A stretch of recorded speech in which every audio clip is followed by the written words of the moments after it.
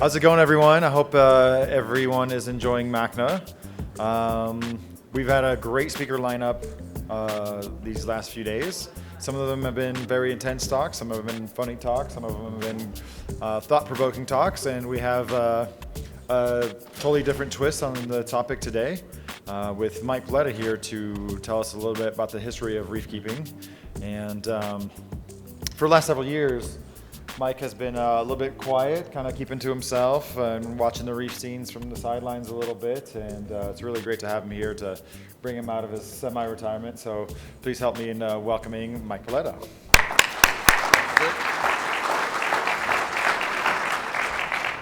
Well, I'd like to thank MACNA for bringing me in, and also Jake for inviting me. I'm really appreciative, though, that he had me follow Rich, because it's nothing better than having the Beatles as your warm-up act before you come out to talk. So what I'm going to talk about today is something that most people think is kind of dry, which is history, but what I'm going to try and do is put my own little spin on how the reef hobby has evolved over the last 30 years, basically. And for a lot of people here, they don't know what we went through to get to the point where we are now. And a lot of things are now taken for granted. Oh, sorry. How's that? Better? Okay. Yeah, I tend to have a loud voice anyway.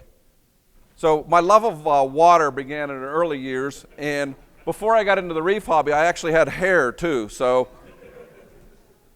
now the reef hobby actually started, believe it or not, in the 1960s when a little gentleman named Li Chin-eng started keeping reefs and talking about it or writing about it.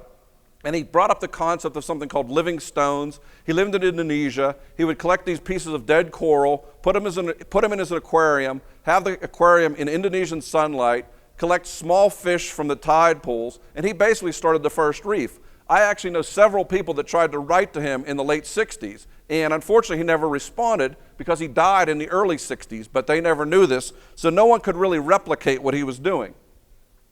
He was keeping small fish and even a batfish in these tanks, all things that he could catch in the shallows of Indonesia. In the 1970s, the late Peter Wilkins wrote the Saltwater Aquarium for Tropical Marine Invertebrates, and he discussed a lot of the aspects that we now take for granted, but unfortunately this book was not available in the US, so no one knew anything about this. And also in the 70s, Jacques Cousteau wrote the book Life and Death in the Coral Sea, and I still remember as a kid watching on ABC television The Adventures of Jacques Cousteau, where they showed underwater adventures of looking in the coral reefs. And it was the first time that the reefs had been photographed. And even as a young boy, this is what I knew my eventual dream was. And in talking with some other reefers, this is basically when a lot of them fell in love with reef keeping as well, or wanted to do this. It also showed some of the beautiful fish that were on the reef that up until this point we really had never seen. And this is my favorite photograph because this had always been my dream, and I finally got this year where I kept a Red Sea Regal Angel and a Moorish Idol in the same tank. It only took me 50 years to be able to achieve this. Believe it or not, Tyrese Siegel started the Marine Aquarist in the mid-70s, and he was actually showing people keeping invertebrates, which up until that point was pretty much unheard of. And our own Bruce Carlson, who was one of the first public aquarists, started keeping live corals in a Waikiki aquarium in a semi-open aquarium. So these have been around for a long period of time. Unfortunately, a lot of the techniques and technologies that they were using were not able to be used by people like me who live in Pennsylvania, which is not really known for its oceans. 1978 saw FAMA come out, which was the first really upscale magazine devoted to coming up with the latest things that were going on within the hobby. It wasn't just a picture book, but it actually talked a lot about what was going on in the hobby. 1982, we saw Seascope to be published for the first time. So there was finally a saltwater-only journal, although quarterly, that came out with what was going on at the latest times in the hobby. 1984, believe it or not, that's when the first information coming out of Europe started to come into the United States. And unfortunately, in 1985, that information was stopped because it was found that the guy that was writing it was plagiarizing what Alf Jacob Nielsen was doing in Europe. So as a result, Nielsen, who was using the Berlin method, but it wasn't called that then, was basically that information stopped coming into the United States. So as a result, the only information we had on reefs was people like Frank Greco writing about the Smithsonian and the, yeah, easy for me to say, Joe, I see you laughing, the algae turf scrubber. And as you can see, a pretty yellow and overgrown tank. 1986, however, something else happened. One of my friends was in Germany, and he saw in a couple of stores they were keeping live corals, and when he asked them how they were doing so, he brought me back this book, The Modern Marine Aquarium by Jürgen Lemkemeyer. And I don't speak German, nor do I read it, so it took me 6 months to translate this book. I then photocopied it, had my aunt type it up, and I passed the copies along to Julian, Charles Delbeck, and John Burleson, and we started using some of the technologies and techniques that were discussed in this book. Unfortunately, none of the equipment that he talked about in this book was available to us. We basically had to build everything from scratch.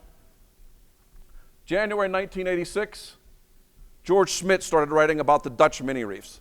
This was our first real introduction to a number of series of articles on how it was being done in the Netherlands. Basically talking about live rock, bright lighting, and a lot of clerp on the live rock. And as a result, this is something that was brand new that was introduced to us. Live rock for the first time became something to be used rather than the undergravel filters, which had been the mainstay of keeping saltwater aquariums for the previous 20 years. And believe it or not, soon after live rock and everything else came out, people started manufacturing what were then called trickle filters. You couldn't find a lot of manufacturers because cutting and gluing acrylic wasn't that difficult. So this was the state of the art in terms of modern reef keeping at that time. And this is what a Dutch mini reef system looked like. Few corals, lots of caulerpa growing throughout the rocks, but for the most part it looked very healthy. And you even found mini reefs. That's where the term was coined by this company, International Seaboard, that started manufacturing these and selling these throughout the US, and these sold for a paltry $299. This is in the mid-'80s, so $299 then was a lot. And this is what a Dutch mini reef looked like if you set it up. Lots of algae everywhere. And this is my own version of a Dutch mini reef. You can see pretty yellow because the only lighting we really had was stuff we manufactured.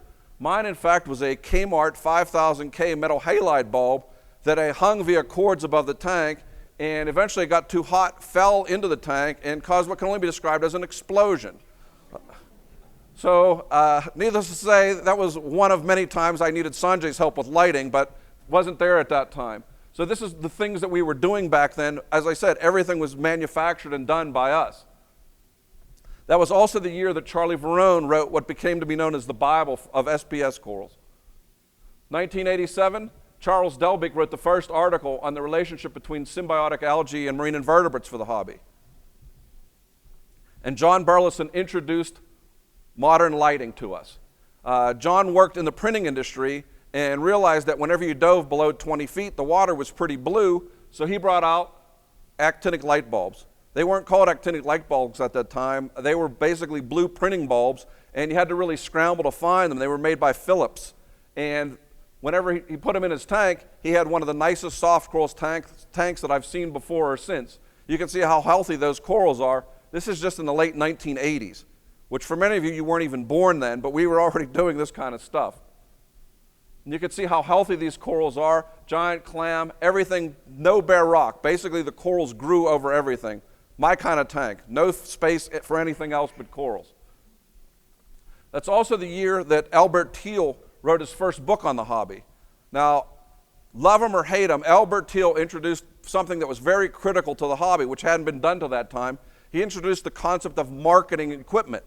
No one had really been doing this, and he showed that there could be profits made in the hobby if you marketed the equipment properly. So he was really one of the first people to show that this hobby was a viable option, because up until that point, there were still relatively few of us actually doing this. 1988, I wrote my first article for Seascope magazine on the relationship between redox potential and microalgae.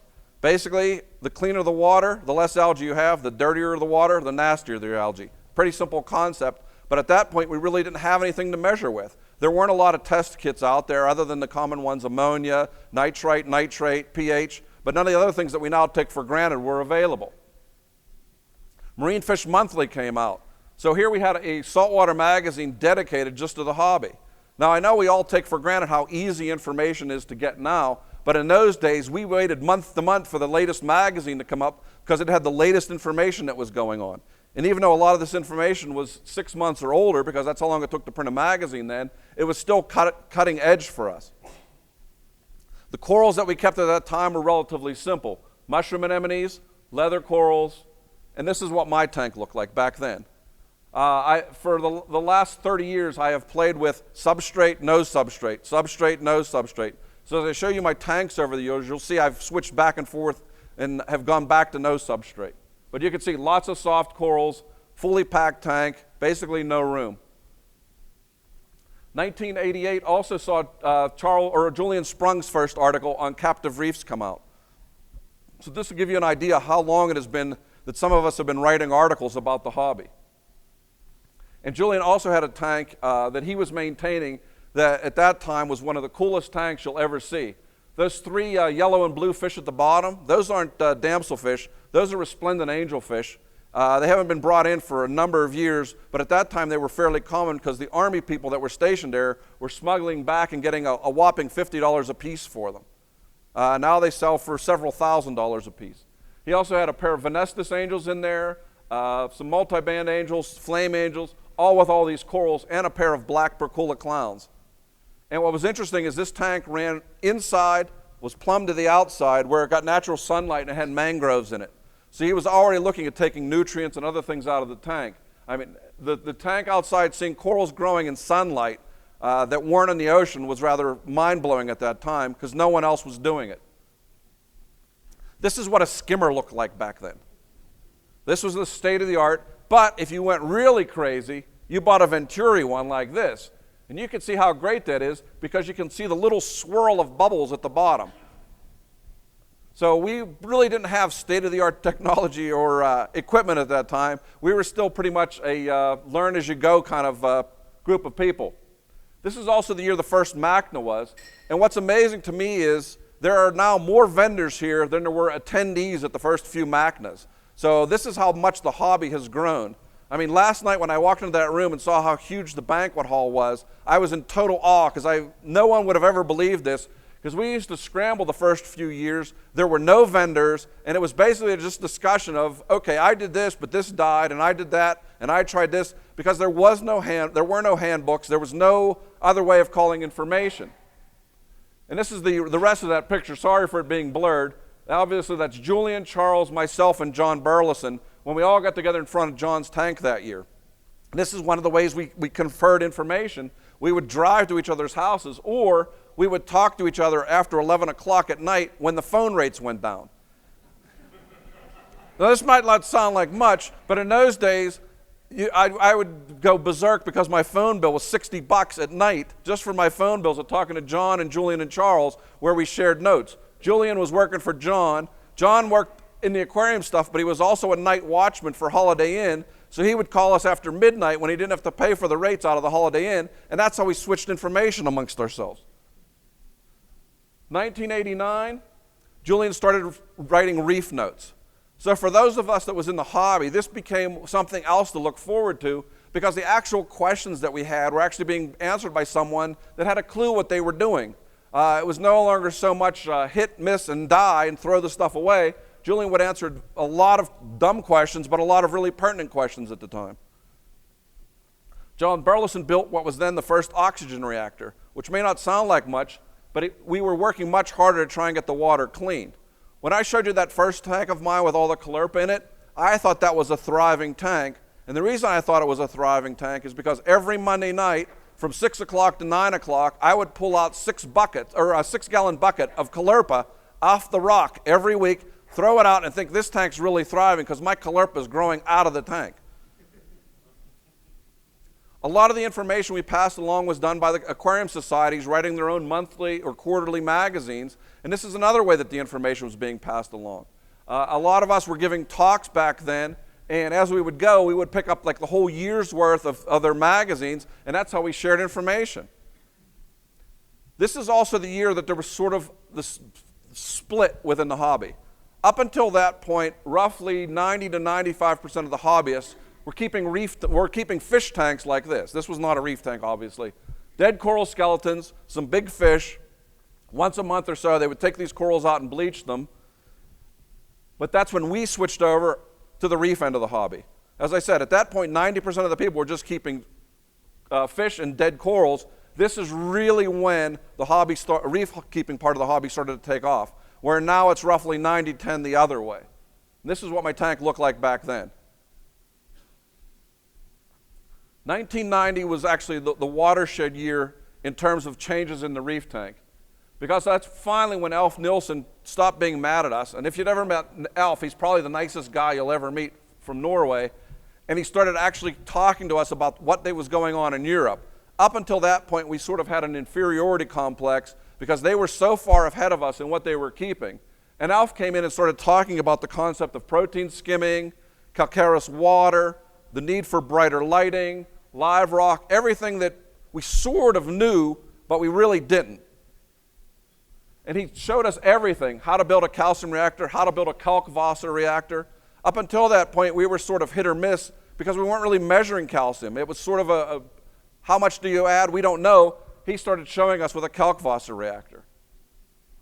In December of that year, Julian and Charles wrote New Trends in Reef Keeping, which a lot of people really didn't understand, but that's when we finally shifted over from the Dutch mini reef over until the Berlin system. And that was a really shocking phase for everyone, because everyone was afraid that if they took their trickle filter off of their tank was going to crash while they switched it over to a protein skimmer. There were a lot of articles and discussions. Should I take 10% out per week? Should I take 5% out? Should I wait 6 months? Because nobody knew. And Julian and Charles were basically saying, take it all out, but have a good protein skimmer. Because at that point, we were finally getting decent skimmers. Actually, we were building our own skimmers. There weren't any decent ones available, but we now knew what we could do, what we could build. So we'd buy big 6-inch PVC skeletons. I actually built this skimmer, and finding the fittings and everything to make it work. And these things took everything out of the water. It wasn't a question of did they work or not. It was a question of could you stand the smell of what was in the skimmate at the top. And that's when we were introduced to Dietrich Stuber, basically the godfather of the Berlin system. He's the man that showed us how to keep SPS corals. And this is the famous Stuber Acropora. This is one of the first Acroporas or Acroporas, depending how you want to pronounce it, kept in the hobby. And this is what my tank looked like back then. I was still in the soft coral phase, but I had switched it over to a Berlin method. Wayne Blackbird introduced the ecological use of live rock because already at that point there was already bans going on in Hawaii and other places to stop the commercial or otherwise any collection of live rock off of those reefs. He also introduced us to the Iwasaki bulb, which to this day is still Sanjay's favorite light bulb because it is the least blue bulb you could possibly put over your tank. And this is what live rock looked like back then. Not what we get now, which is basically rock that has absolutely no living material on it whatsoever. This was full of things. Sponges, small corals, anything you could imagine was on the live rock back then. I see Joe nodding his head because he remembers those good old days when live rock actually was live rock, not just basically bricks that they threw in that have a little bit on them. 1991, AFM started coming out, so we had another high-end magazine discussing what was going on. And we saw Alf Nilsson come up with an even more interesting series of articles discussing coral reefs versus reef aquariums. So finally got to the point where we started to understand that a reef aquarium is not just a tiny portion of a reef, it's a completely different entity. There are some things you want to have it close to what a reef is, but what you really want to do is try to mimic it, but try to replicate on a lot of different levels. So he talked about a lot of different things, and to this day that's still one of my most favorite pictures of a coral that I've ever seen. And this is my first Acropora. I'm known as a phrase that Joe coined, which is an acroholic, but what I actually am is a coralholic. Thank you, Joe. But what I actually am is the, what's his name? Drawing a blank. In that I've never found a coral that I didn't like. So I used to fly out to California, and corals were coming in there then, and I would be bringing back bags of water and corals. You could do that back then onto the planes and bring back things like Acropora. I mean, it's not a very beautiful Acropora, but this is 1992. And this is what my Acropora tank looked like. I used to drive across the state of Pennsylvania to Ed's in Stroudsburg because he was transshipping in Acroporas, and this is what the first tank looked like. Obviously, it's not in a nice spot. It's in my workshop because I really didn't know if it was going to live or not. You can see the metal halide light, which is as white as possible. and you can see how white and brown the tank is. I mean, we take it for granted now how colorful the corals are, but for any of those of you that have ever been lucky enough to dive out on a reef, you realize you could swim over an area 10 times this big, see nothing brown corals, and then you'll find that one nice colorful coral. It's not like going into a supermarket and go, oh, here's a pink one I want, and here's a blue one I want. It's nothing like that. It's a lot of hard work to find colorful corals, and back then we were just happy to get any kind of stony corals. 1992, believe it or not, we were already getting a lot of pressure that we were called the raiders of the reef. Anyone that was keeping corals, there was a lot of misinformation going on about how much corals and how much fish we were actually taking out of the ocean. And Audubon magazine published this. At MACNA that year, it was very dark because everyone thought the end of the hobby was at hand. It's actually much worse now. I mean, Walt Smith last night at the banquet talked to you all about going to PJAC website and basically helping to fund the lobbyists and lawyers that want to shut down the hobby. Well, this has now been going on for over 22 years. They've just gotten more organized and realized they can't shut us down on ethical reasons because nobody cares about the reefs more than we do, but what they're going to shut it down for is legal reasons. Unfortunately, in the United States, the way to shut down things is legally through a lawsuit rather than ethically or trying to explain it rationally. So what we have to do is basically fund our lawyers to be as well funded as their lawyers are. So I heartily endorse you going on the PJAC website and sending them $5 or whatever you can to try and help fund this so they don't shut us down. But this has been going on for a long time. And for those of you that were at that MAC, you remember how dark it was. Virtually every talk was, what are we going to do when they shut this down? What are we going to do when they shut? Because live rock had already been shut down. The collection of a lot of corals had been shut down. This was what was going on, and it's still going on. And this is a picture of Julian Sprung's tank. Obviously, we didn't know how to keep corals because everything in here is dead, just you can tell by the picture. But this is what they were saying we were doing. We were basically just taking corals in and killing them off. This is also the year that the first books on actual husbandry on the marine invertebrates came out by, again, the late Peter Wilkins. So finally, we sort of had a guidebook of what to do with these corals, because up until this point, it was a lot of hit or miss. This is also the first year I wrote an article on propagating corals. Up until that point, virtually all the corals that were coming into the United States were coming in from wild colonies. We had actually learned to start propagating because a lot of times we couldn't keep things alive very well, so we learned to cut them and try to get them to survive, and we actually got pretty successful at it, starting with soft corals. But the largest propagator there is, believe it or not, in the wonderful oceanfront area of Detroit, Michigan, actually Romulus, Michigan, and this is Dick Perrin. And I remember going up there with Tom Frakes, which we did for about 11 years. Once a year, we would take a drive up from Pennsylvania and Ohio and go see these massive quantities of corals. When I say massive quantities of corals, I'm talking tens of thousands of corals in these vats, grown by this guy, Dick Perrin. And you could just see that everywhere you looked, there were corals. And for me, it was like Christmas morning going in there, because I have never seen that many corals in one spot in my life, and they were all being propagated. And he also started propagating or growing out clams. I'll talk about this more in a little bit, where he would bring in 1,000 clams at a time, and within 6 to 9 months, he would grow them from the size of a dime to roughly this big. So he was very good at growing out these clams as well as these corals. And what's interesting is we were still messing around a lot with light, and in the summertime, he actually had to shade these beds off because the light was too bright in Detroit and all the corals would bleach out, which you wouldn't think would happen in Detroit versus in the reefs of the world, but that's in these shallow tanks, they couldn't handle the sunlight of Detroit. 1993, we saw the Joubert system introduced in the United States. He spoke of it yesterday, and basically he introduced the concepts of live sand and a plenum and natural nitrate reduction. As Richard talked about before, we still don't really know what the optimal levels are for nitrate and phosphate in closed systems. We know what they are in a reef, but as I said, how much of our reef really are our tanks, and are our corals better off with higher nitrate, higher phosphate, lower? Nobody's really done that kind of analysis of taking the same coral, putting it in 3 different systems, and seeing where it grows best. I mean, it's a relatively simple test, and I think Joe should take it since he basically has lots of free time now.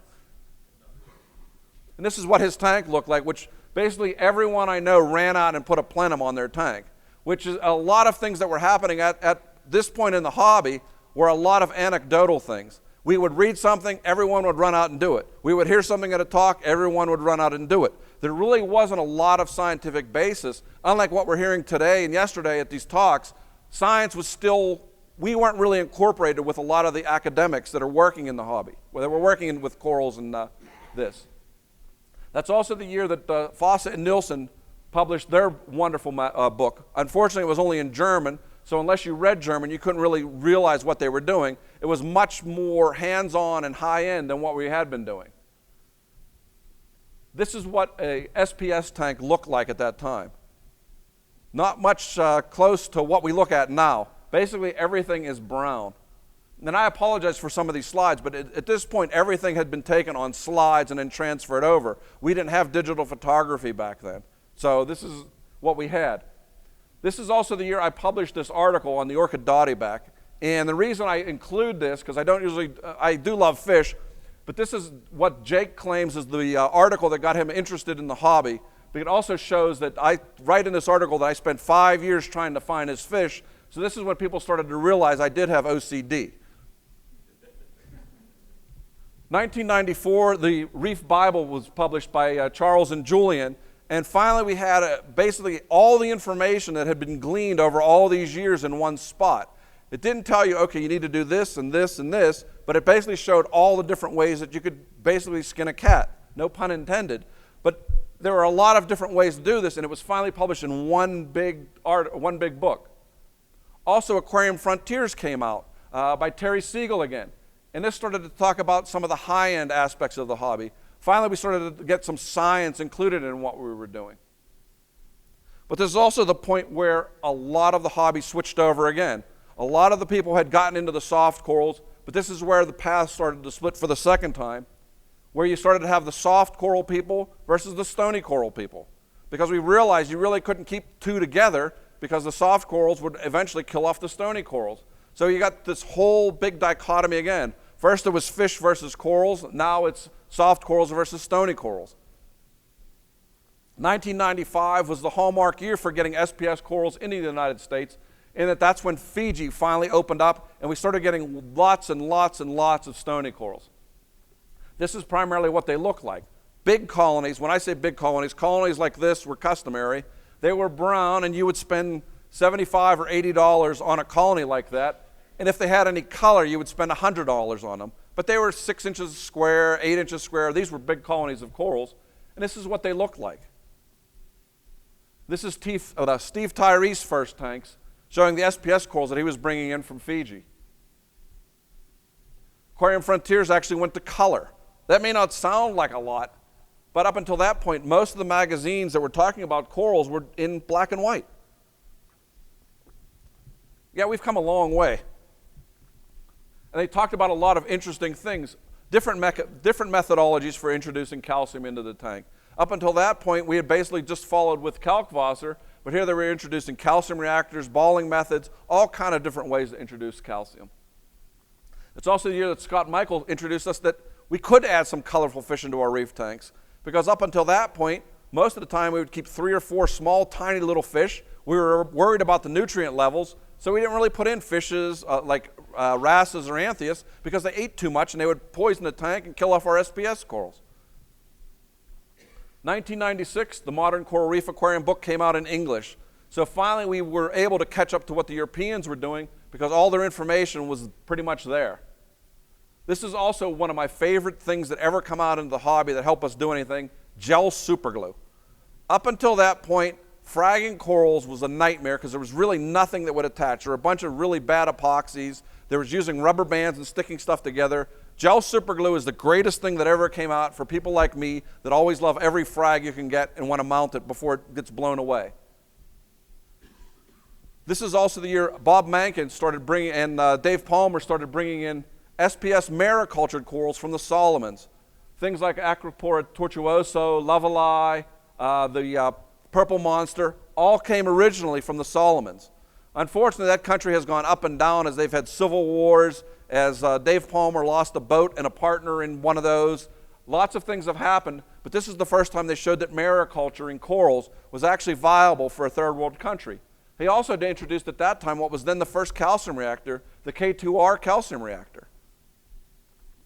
1997, I wrote the most controversial article I ever wrote on the ecosystem filtration system, where up until this day, I still get asked, what's in the mud?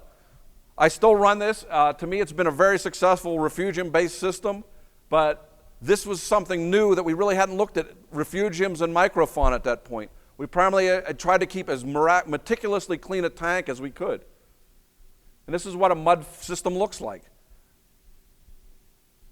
The reason I ran it is because I went and saw Ling's system.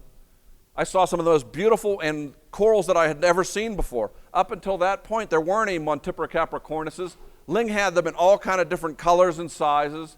He also had, to that point until this day, the most beautiful imperator angelfish I'd ever seen. It was a Red Sea imperator. That picture does not do it justice because, again, it's from a slide. But that fish gave me a reason to understand why an imperator angel is called an imperator angel. He also had the famous Lingside cap. That's my picture of it. That's Steve Tyrese's picture of it. It was one of the most spectacular corals and still one of the most sought after you will ever find. And Steve started naming corals at that point. He also brought out the Radiant 20K bulb, and that is why Sanjay has cursed him for the past 20 years, because he introduced the concept of really blue aquariums. But as a result, he got really colorful corals as well. Part of this is that Lek from Aquatic Depot started bringing in colorful corals because he realized he could get a premium for them. But up until that point, we really couldn't keep them as colorful until Steve introduced the blue lights. And as you can see, these are a lot different than the SPS tanks I showed you earlier. We also found out that corals have mouths, which was kind of shocking, because up until that point, we pretty much thought that light and clean water was all they needed. But we found with particularly things like Goniopora, if you fed them, you could grow them to really nice size. So we started thinking about that with a lot of the other corals as well, and understanding that you have to feed the corals. And this is what my tank looked like back then. This is a 560-gallon tank that had sunlight going into it for 6 months a year. There's 6 400-watt metal halides above this tank, and they're on at this time, but you can't tell that they're on because you can see the shadow cast by the sunlight. So no matter how good our light is, it's not even close to sunlight. 1998, Scott and Michael brought out Reef Fishes, and for the first time we saw really nice fairy wrasses like the lineatus and rhomboids. So there were a lot more fish becoming available on the market, and the hobby was starting to expand exponentially because the reef people were able to keep not only corals but colorful fish as well. That was also the first year of note that we started paying attention to bleaching events occurring on the reefs. Up until that point, bleaching events had probably occurred, but since none of us were keeping SPS corals, we really weren't that concerned with them.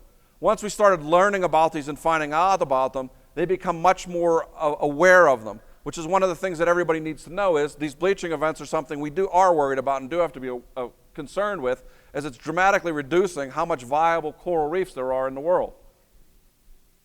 1999, I published the New Marine Aquarium to try and give people a cookbook on how to set up a saltwater tank as easily as possible. I also went to the first quote-unquote coral farming seminar where the late Leroy Headley brought together about 15 people to talk about aquaculturing corals in their homes and in greenhouses and wherever around the country. It was rather interesting just to see all the different ideas and people coming together to try and discuss aquaculture instead of taking corals off the reef. Because up until that point, virtually everything we got was taken off the reef, or Solomon's was mariculturing it, but pretty much nobody else was. And this is the first coral, and despite, I hate this as much as anyone, I have never named a coral after myself. This is the Mike Paletta Blue. Basically, it's a blue coral. I had nothing to do with it being blue, other than I had it and gave a piece to Leroy. He sold it, and when a guy asked for it, he said, that's the Paletta Blue. That's how they got named after me. I don't name corals after myself. But this is when coral farming started to come to the fore. And after going to Dick Perrin's and seeing other farms, I couldn't help but every time I passed a greenhouse thinking how cool it would be if I could set that up as a coral farm. Believe it or not, this is what computers looked like back then. More importantly, there was a concept of CompuServe. So you could actually get answers to stuff fairly quickly. You would pay a dial-up rate for long distance and then pay $1.29 a minute while you would type in a question, what salinity should I keep? And about 3 minutes later, guys like Ed Bauman would write you back, So in a after you did this for a month and had a $300 phone bill, you realize this was probably not the best way to get information. But this is what we had back then. Like I said, we take for granted how easily available information is now compared with what we did then. It was still better than calling John Burleson at midnight at the Holiday Inn, but not by much. 2000, we started to see some of the European and Japanese books coming into the US. So we started to see what was going on elsewhere. We all still had this inferiority complex because when you looked at their tanks, they were light years ahead of us in terms of what they were keeping and the technology they were using. We started looking at things like denitrification and suspected spawning. We were finally growing corals well enough that we were getting them to spawn in the tanks. Up until that point, it was still unheard of. At MACNA that year, a gentleman named Bob Richmond talked about spawning corals, SPS corals, and how he was collecting the planula and trying to get them to settle out. Unfortunately, he never came back to MACNA again to talk about how successful or unsuccessful his experiments were, but that was the first time we started actually discussing growing corals and spawning them within our tanks. This is also the year my twin brother, Captain Photon, started talking about light. And this is what Yoshi, which is our pet name for him, looks like. This is what his tank looked like back then.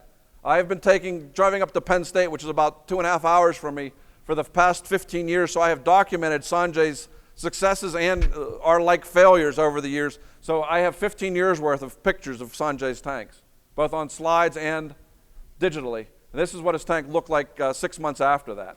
So needless to say, Sanjay was already having success and already mastering the concept of light because he already started looking at things like reflectors, bulbs, and ballasts, which up until that point, we were just still hit or miss with light. We were getting a lot more scientific in our understanding of things and how crucial and how we could maximize things. Interesting enough, that's also the year Reef Central came online. So finally we could get our questions answered in a forum. There was an online system just for us reef geeks that we could always talk to each other about. 2001, Caulerpa was banned in California. Environmentalists had not stopped coming after us. It was our fault that Caulerpa was growing in the bay at Santa Barbara. So rather than trying to find out what the cause was, obviously hobbyists had dumped tons of Caulerpa in the bay, and that's what caused it, so they banned it. Nano tanks started to come into the fray. Rather than everyone having to have a big tank, which was always the concept with saltwater, bigger, better, we started looking at nano tanks, particularly with how transient a lot of people were and how expensive this hobby was. Beautiful little nano tanks caught everyone's attention. So this started becoming really popular in the hobby. 2002, ORA was invented. Things like I really didn't pay much attention to them because you can only really have a pair of clownfish in your tank until they started doing SPS corals. But once they started doing stuff like this, ORA started propagating things on a wide scale. So finally you had a company aquaculturing in the US on a large scale and making it commercially available. This was a big jump in the hobby because what they looked for were viable corals, they could grow fast, that were colorful. Basically that's pretty much what we all want. And I got to travel to go see David Saxby's tank in London and was totally blown away by a 1500 L-shaped tank that just takes your breath away when you walk into this relatively dark room and there's this massively bright tank sitting in front of you with as many fish and corals as you could possibly imagine. And this is when the European kind of equipment started to make its way into the US. Up until that point, there were a few commercial manufacturers, but none of the really high-end equipment had made its way here. Deltec, M&S, and Shuran started to make their way here because they realized there was a huge market in the US. My friend Joe started his lifelong dream of building the biggest aquarium that he could actually swim in and got to do that year.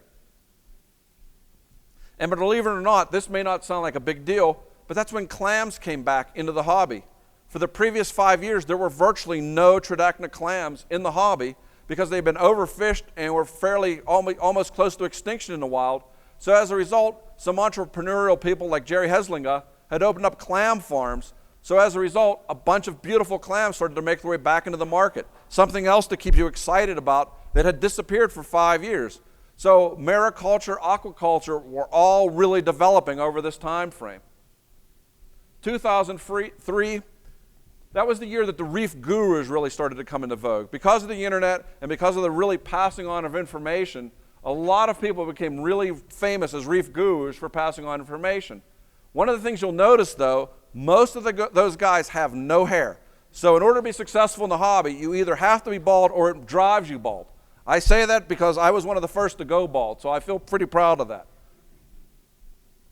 And this is what my 580-gallon tank looked like that year.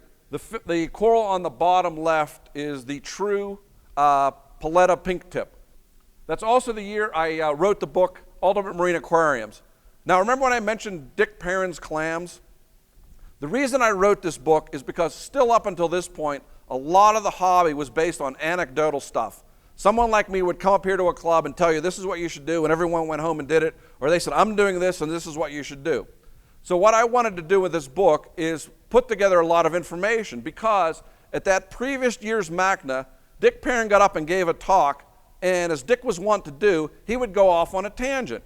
And one of his tangents was, people always ask me how I got the clams to grow so fast. Because as I said, Dick would bring in 1,000 clams at a time, and in 6 months, he had them at sellable size for like $100 and $125. Obviously, he was making good money with that. Other people wanted to replicate this. So he said, how are you growing the clams so fast? So he's standing up here at MACNA, and he goes, well, I have to tell you the truth.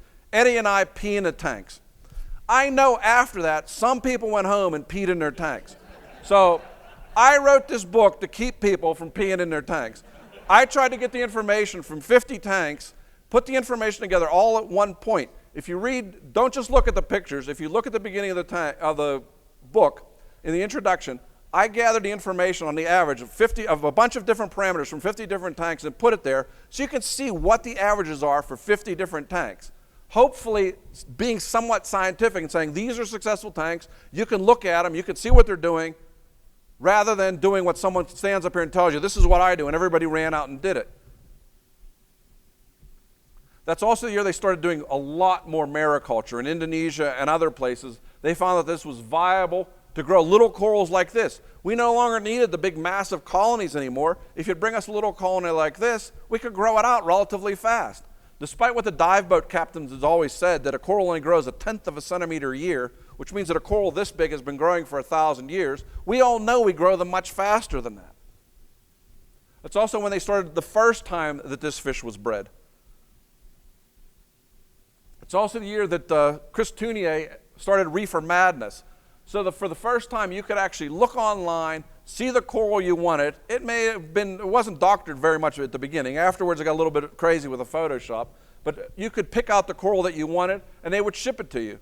So the hobby started to expand much more. So for the first time, you didn't need to have a local fish store in order to be in the hobby. The information was available online. The livestock was available online. Everything you wanted was available.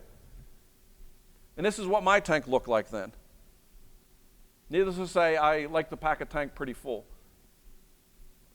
This is also the year that Jake wrote the first article on red bugs and what a pest they are. And fortunately, Dustin Dorton came up with a solution to them. But we started getting so successful that for the first time, we actually started having pests in our tank. Up until that point, we were happy keeping corals alive 3 or 4 months. Now we're growing into these massive colonies. And what we realized is, just like if you grow something good in your garden, pests come around. The same thing was happening in our reef tanks. We were getting so successful with this stuff, we were finding pests we never knew existed. These red bugs were probably around for a long time, but the corals died before they ever became problematic. Now we were keeping them alive, and they were getting problematic. 2004, Coral Magazine started being published in English. So the high-end German magazines were now in English, so we could get the information as quickly as we wanted. It's also the year that we started to have RTN outbreaks. Not just single colonies, but there was a major heating event in Fiji, so a lot of the corals that we brought in started getting RTN and wiping things out, wiping out whole tanks. It's also the year that the digital camera came out.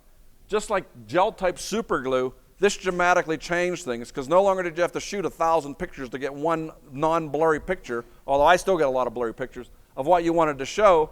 You could take a picture, send it to your friend, immediately know what you're talking about. So the transfer of information, particularly in terms of corals, became much more readily available.